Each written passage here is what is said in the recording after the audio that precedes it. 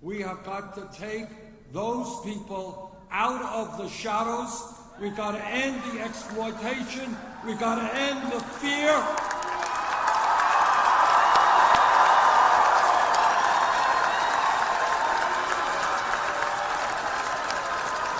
And we need a path toward citizenship.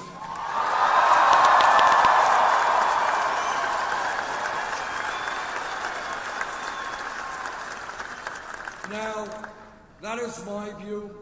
There are people in this country who disagree with me, and that's fine. But what is not fine is when you have candidates for president and other people who are spewing out hatred and bigotry against Mexicans. That is not acceptable. And if elected president, we're going to put an end to that hatred and that bigotry. We're going to bring our people together.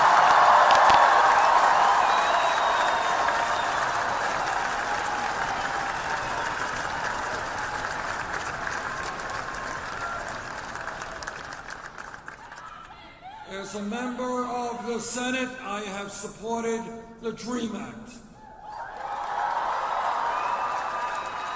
All of us have to recognize dreamers for what they are, American kids who deserve the right to be legally in this country, a country they know is their home.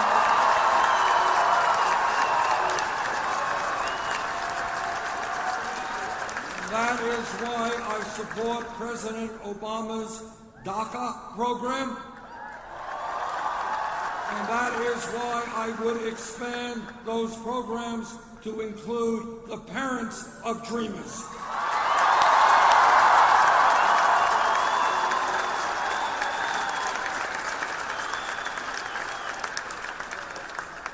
And our job as a nation is to unite families, not divide families.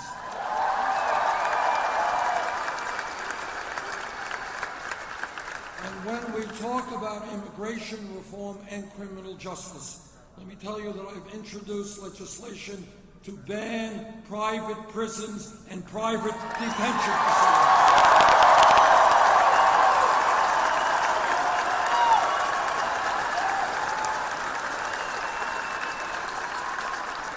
And let me say a word right now to those families who have been torn apart by deportations.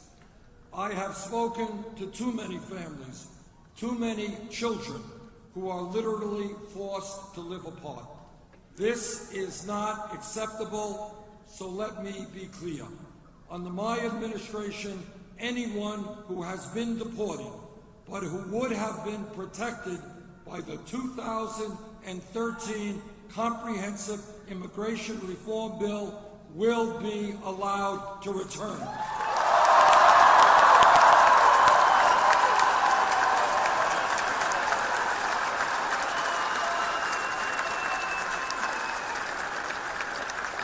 Children need their parents.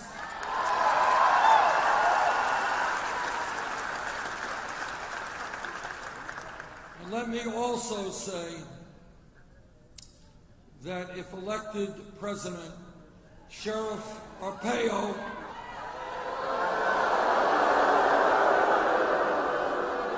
and people like him will not continue to be able to act in the unconscionable way they are acting today.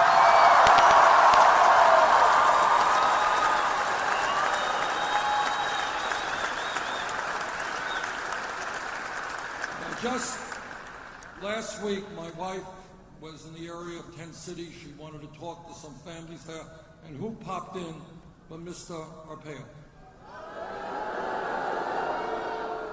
But if you know my wife, she does not get intimidated easily.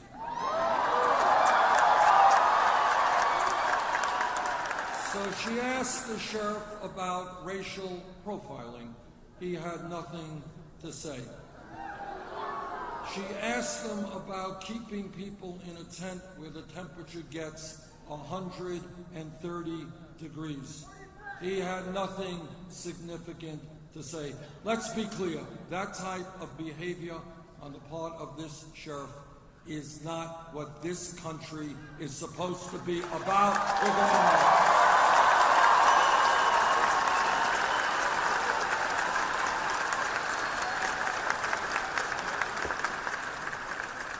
This campaign is listening to the Native American community.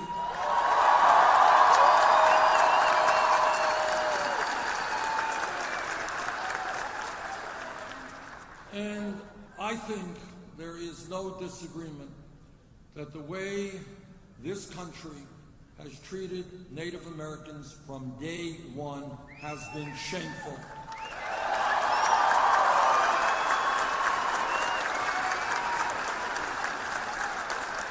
Native Americans have been lied to, they have been cheated, treaties that they signed have been broken, and today we find ourselves in a situation where in virtually every part of this country, and I've been to many parts and I've met with tribal leaders, unemployment sky high, poverty sky high, suicide rates sky high, kids dropping out of school, women being raped. We owe the Native American community so much, so much.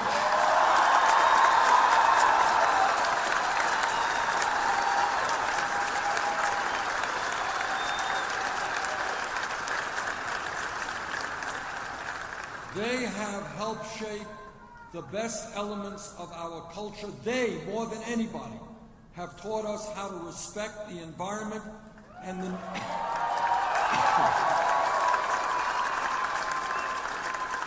need to live with nature, not against nature.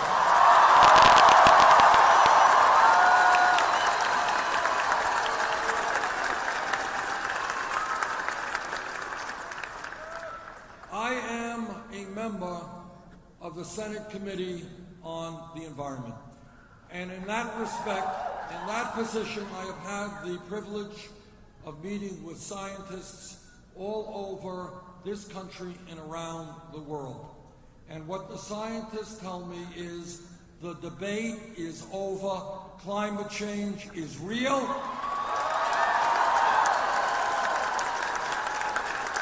Climate change is caused by human activity.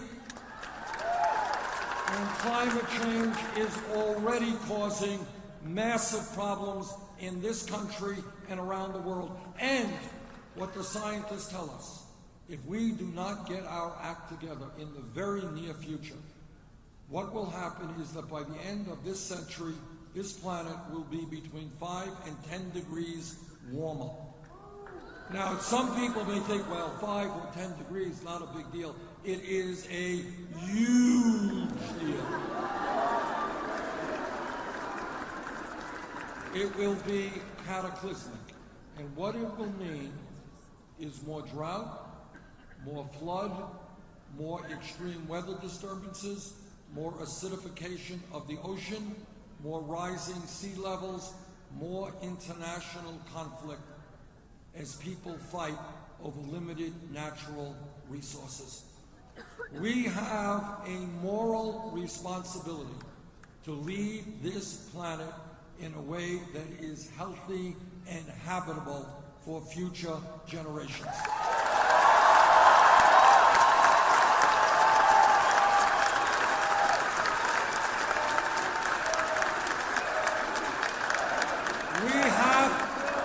As a people, we have got to summon up the courage to take on the greed of the fossil fuel industry and tell them that their short-term profits are not more important than the future of this planet.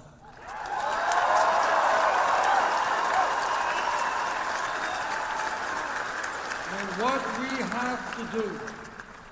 have to do is work with China, Russia, India, and countries all over the world in transforming our energy system away from fossil fuel to energy efficiency and sustainable energy.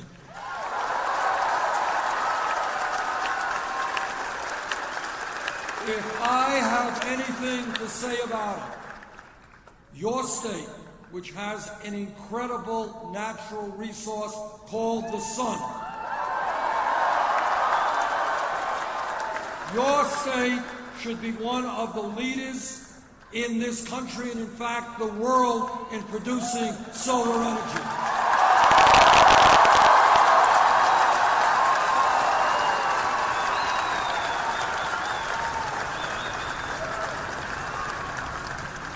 Now, I have been criticized for saying this, so let me say it again as clearly as I can. Health care, in my view, is a right, not a privilege.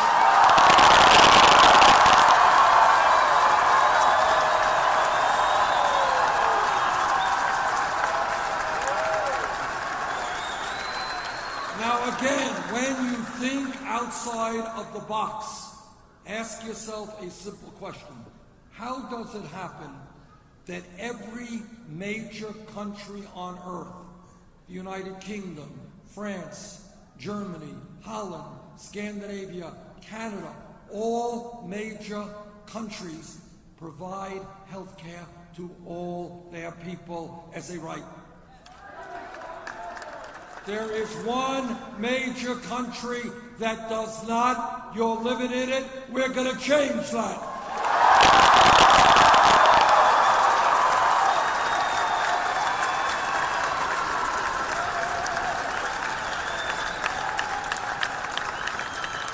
Now, I'm on the committee that helped write the Affordable Care Act. The Affordable Care Act has done a lot of good things. And by the way, I cannot believe that you have governors all over this country who have refused to allow for the expansion of Medicaid.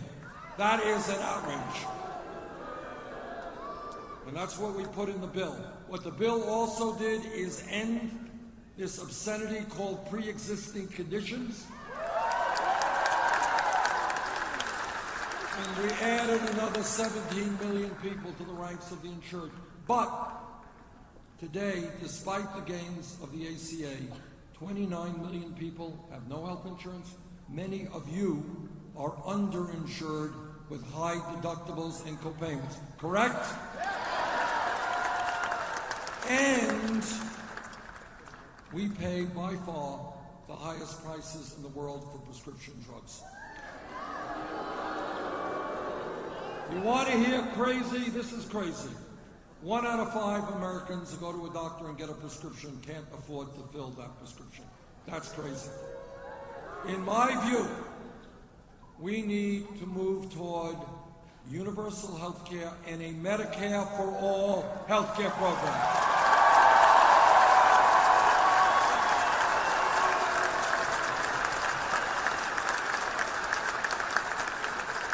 Everybody here understands that real change in this country has never happened from the top on down. It has always happened from the bottom on up. That is the history of workers coming together to form unions. That is the history of the women's movement.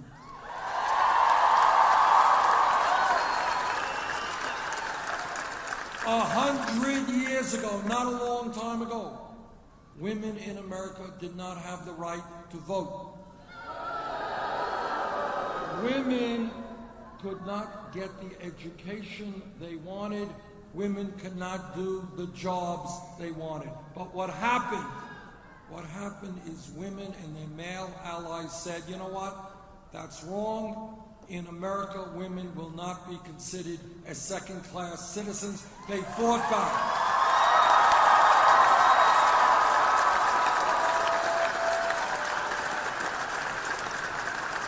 That is the history of the civil rights movement. African